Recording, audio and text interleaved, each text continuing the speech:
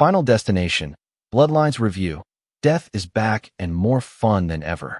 Final Destination, the giddy and splatterific franchise where the Grim Reaper finds increasingly cartoonish and comical ways to get back at those who think they've cheated death, has been sitting things out for more than a decade. Maybe that's telling.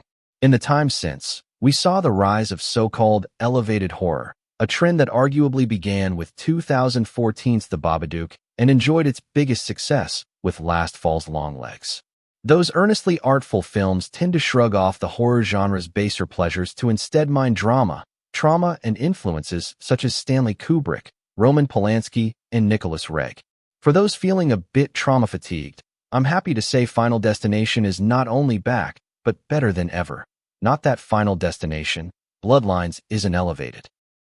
Directors Zach Lipovsky and Adam B. Stein, who broke onto the scene with the inventive low-budget sci-fi spectacle Freaks, classed the joint up while refusing to let their movie take itself too seriously.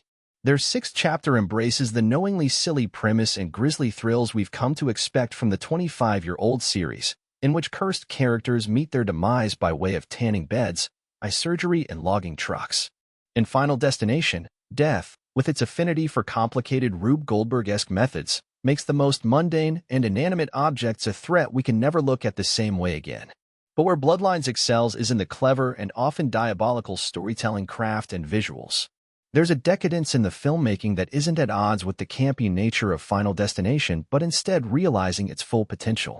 Nowhere is that more obvious than the stunning opening set piece, which kicks things off with a close-up of a young woman, Breck Bassinger, in a blindfold, a fun little detail since she's the one who will be seeing into the future. Her name also happens to be Iris. It's the 60s. Iris is being chauffeured by her boyfriend to a surprise night out. They're attending the opening of a fancy new restaurant atop an observation deck, where the magic hour views are paired with fine dining and dancing, a house band building up the joyous frenzy performing the Isley Brothers' Shout. Anyone familiar with the Final Destination formula knows we're witnessing Iris's premonition and that things won't end well for the revelers twisting and shouting on the glass-bottom dance floor. The sequence is engineered to keep us on our toes, anticipating what's to come. But it holds the tension in such a beautiful, unhurried fashion, affectionately doting over the scenery and chemistry between the characters while caught up in the up-tempo romance of the evening. The thwarted disaster isn't just setting the table for Iris's fate, but retroactively, the whole Final Destination franchise. Bloodlines introduces an origin story in its prologue that playfully tinkers with the series' mythology. Generations later, in the present tense, Iris's granddaughter Stefani, a perfectly frazzled Caitlin Sandawana, is haunted by that same observation deck premonition. She goes digging up buried family secrets to figure out what it all means. Meanwhile, a stockpile begins to form at the family burial plots. This time death isn't just going after who survives the instigating events, but also who inherited their curse.